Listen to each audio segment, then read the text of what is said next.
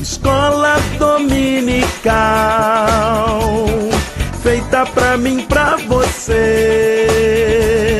Espaço pra crescer e a Bíblia conhecer, sempre junto com você. Escola dominical,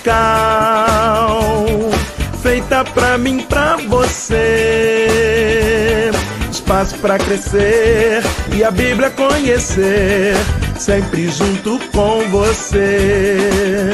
Graça e paz a todos que nos acompanham aqui no canal Palavra Viva e Fiel. Vamos para a nossa 10ª lição do trimestre do Programa de Educação Cristã Continuada, editado pela Igreja Mãe do Centenário das Assembleias de Deus em Belém do Pará, Convenção CADB. A nossa 10ª lição tem como assunto Lição de Humildade e o Novo Mandamento do Amor, em João capítulo 13. O texto áureo nos diz: Novo mandamento vos dou, que vos ameis uns aos outros, assim como eu vos amei, que também vos ameis uns aos outros. João capítulo 13, versículo 34. A leitura bíblica com todos está em João capítulo 13, versículos 1 a 17, versículos 31 a 35. A verdade prática nos ensina que o verdadeiro amor se transforma em ações de serviço e humildade. Antes de continuarmos para o comentário, lembre de deixar o seu like, o seu curtir aqui neste vídeo. Lembre também de compartilhar com seus amigos, parentes, irmãos em Cristo, grupos da sua igreja, da sua congregação, espalhando a boa semente da Palavra de Deus neste grande campo virtual que é a internet. Passemos então ao comentário da nossa lição. Na introdução do comentário, lemos que a partir de agora Jesus não se dirige mais ao povo, às multidões, ao mundo como um todo, mas apenas aos seus discípulos. O ministério público de Jesus havia chegado ao fim. João capítulos 13 a 17 é a mensagem de despedida de Jesus para seus discípulos amados, culminando com sua oração intercessora por eles e por nós. Hoje estudaremos João capítulo 13, que nos ensina a humildade de Jesus, lavando os pés dos discípulos, incluindo Judas e Pedro. Nosso primeiro tópico nos fala de amor a toda prova. No recôndito do tabernáculo, ou seria melhor dizer, cenáculo, o local onde eles estavam realizando a última Páscoa e primeira Santa Ceia, ali estava somente Jesus com seus discípulos. Nesse local, Jesus confronta o orgulho de seus discípulos, lavando seus pés. Depois, desmascara Judas Iscariotes, apontando como traidor. Se não bastassem todos esses acontecimentos, Jesus comunica a seus discípulos que partirá e que eles não poderão segui-lo. Quando Pedro se dispõe a dar a própria vida, Jesus o admoesta, dizendo que essa coragem toda se tornaria pó diante da prova, e Pedro o negaria 3 vezes, naquela mesma noite. O texto destaca 3 coisas importantes que Jesus sabia, e que ainda assim mantém o seu exemplo de amor. Primeiro, sua hora havia chegado. Ora, antes da festa da Páscoa, sabendo Jesus que era chegada a sua hora de passar deste mundo para o Pai, tendo amado os seus que estavam no mundo, amou-os até o fim. Jesus sabia que sua hora tinha chegado. Os seus 3 anos de ministério estavam encerrados. Ele andou rigorosamente debaixo da agenda do céu, cumpriu cabalmente, totalmente, a agenda tratada pelo Pai. João 2,4, Jesus dizia para a mãe em Caná da Galileia: Mulher, que tenho eu contigo? Ainda não é chegada a minha hora.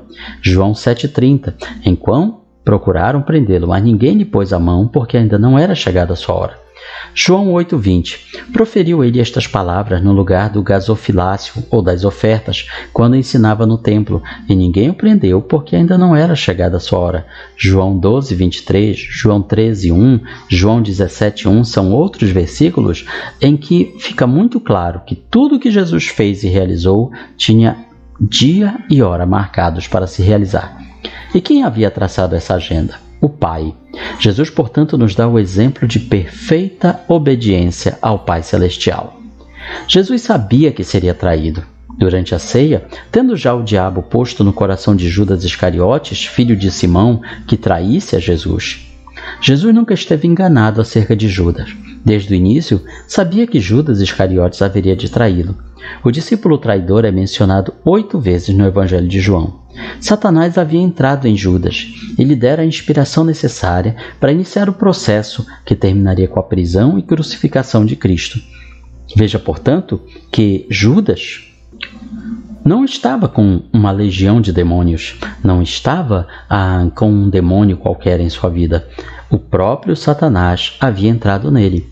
No entanto, diferente do que alguns poderiam pensar, Judas não ficou descontrolado, Judas não ficou estrebuchando, gritando, revirando os olhos ou traçando nenhuma das comportamentos que normalmente se observava nos demais endemoniados. Nada disso. Judas traçou seu plano de maneira fria, premeditada, não foi algo de repentino, não foi um impulso momentâneo. Tudo ele fez com premeditação para atrair o seu mestre. Terceiro, Jesus sabia da confiança do Pai. Sabendo Jesus, que o Pai tudo confiara às suas mãos e que ele viera de Deus e voltava para Deus. Mesmo na hora mais angustiosa de sua humilhação, Jesus sabia quem era, de onde tinha vindo, o que faria e para onde retornaria. Não era uma vítima indefesa, um mártir. Ele era o Redentor, o Remidor, aquele que tinha vindo pagar a conta da humanidade inteira. Dessa maneira, ele estava cumprindo plenamente o projeto do Pai.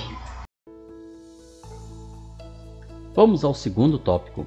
Lava os pés dos discípulos. João nos informa 2 atitudes de Jesus, ambas sublimes e gloriosas. Primeiro, o amor perseverante. Ora, antes da festa da Páscoa, sabendo Jesus que era chegada a sua hora de passar deste mundo para o Pai, tendo amado os seus que estavam no mundo, amou-os até o fim. Mesmo sabendo que seus discípulos o abandonariam vergonhosamente em pouco tempo, deixando na mão dos pecadores, mesmo sabendo que Judas o trairia, que Pedro o negaria e que os demais se dispersariam, Jesus amou seus discípulos até o fim. Amou-os a ponto de deixar sua glória, entrar no mundo, fazer-se carne, tornar-se pobre, ser perseguido, odiado, zombado, cuspido, pregado numa cruz, carregando sobre seu corpo no madeiro os nossos pecados e morrer por nós numa rude cruz, na forma mais humilhante que existia naquela época.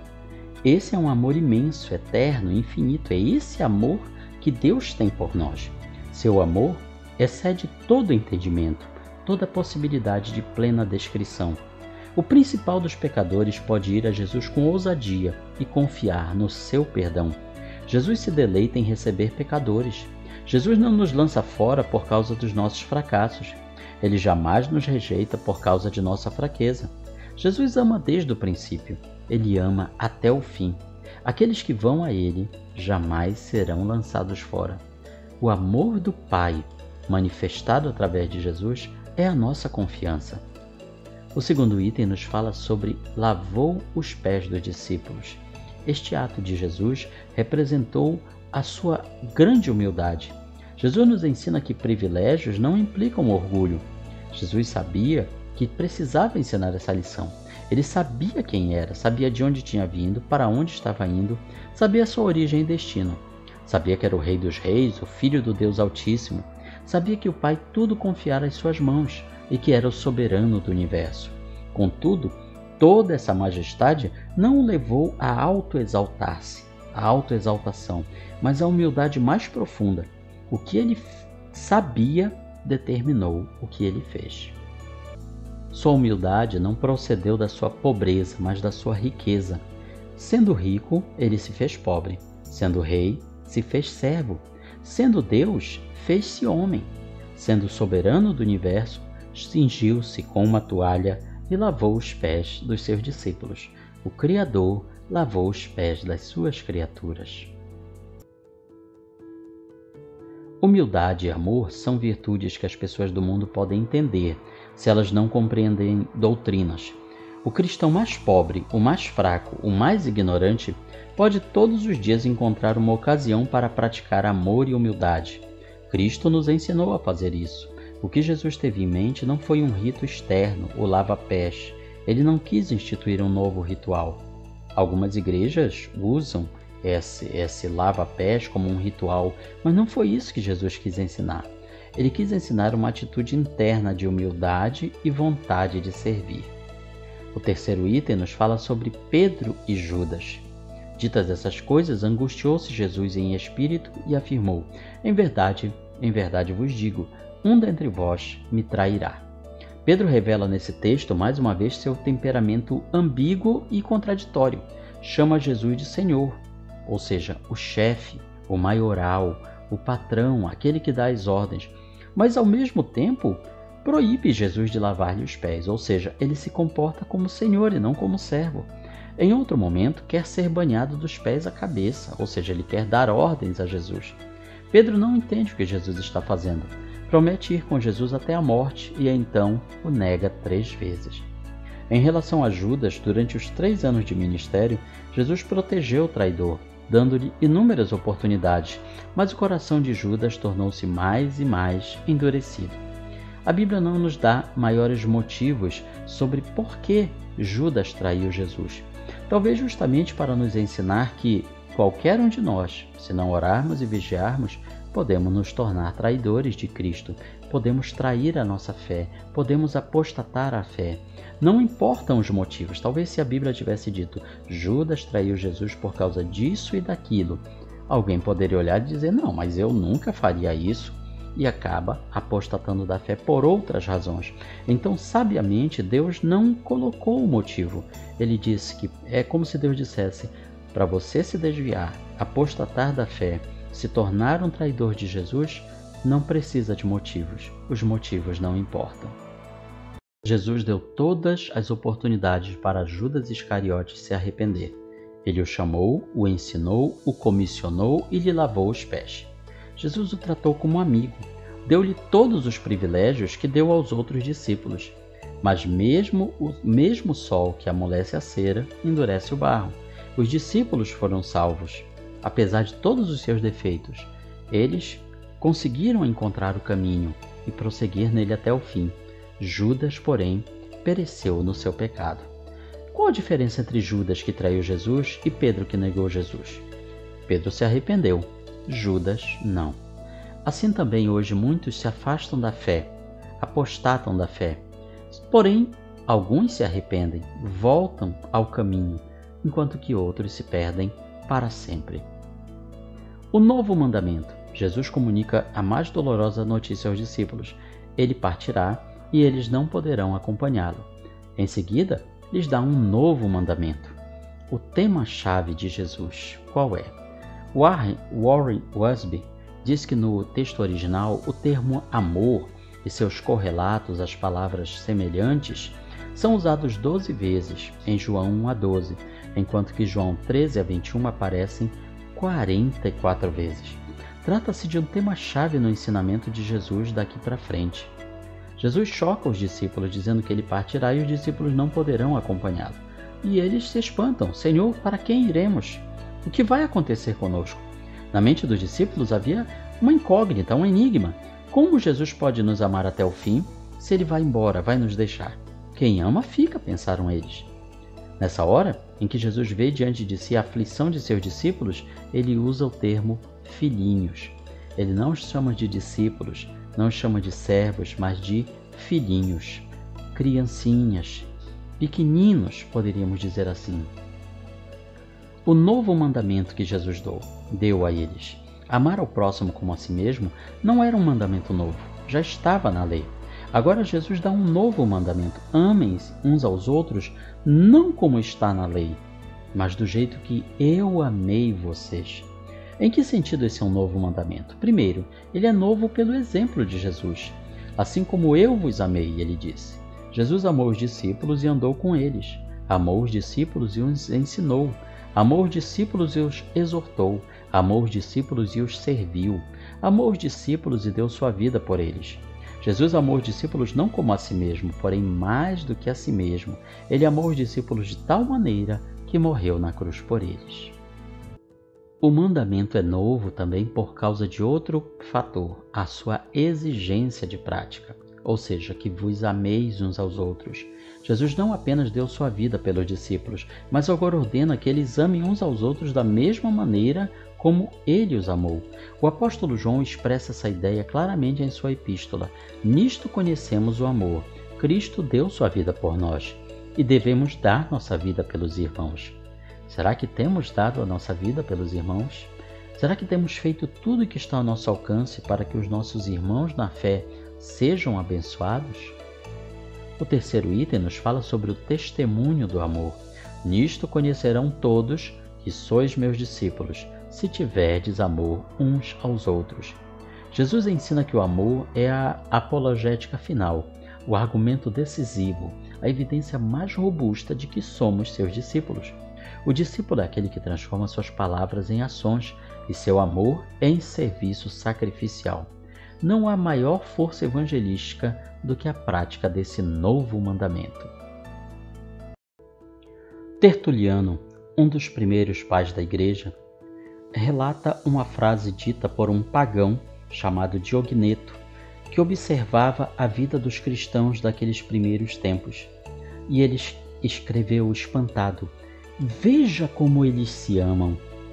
Ou seja, o amor que os cristãos tinham entre eles causava espanto sobre as pessoas.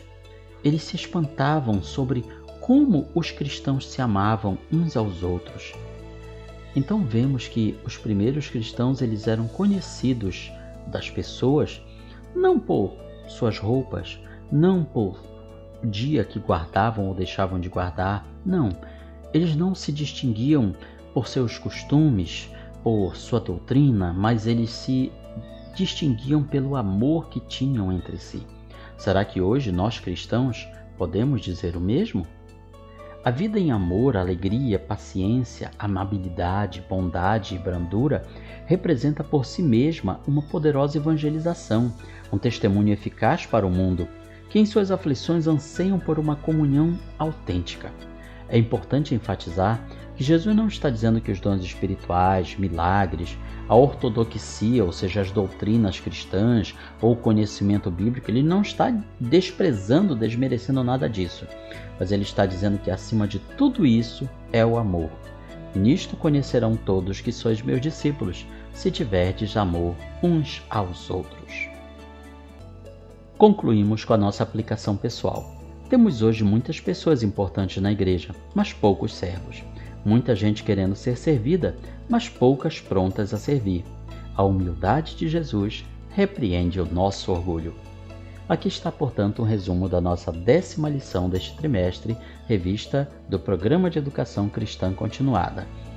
Comente, curta, compartilhe este vídeo, espalhe a boa semente e seja você também mais um aluno da maior e melhor escola do mundo, a Escola Bíblica Dominical. Que Deus nos abençoe.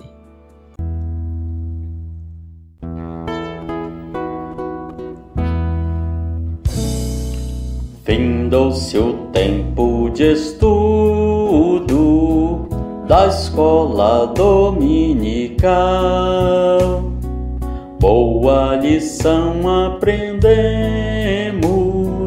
do nosso Pai Celestial. Despede-nos, Jesus Cristo, em tua paz e amor, e nos concede para sempre o teu celeste favor. Aos visitantes e amigos agradecemos também. Que a paz de Deus reine em todos e até domingo que vem. E até domingo que vem. E até domingo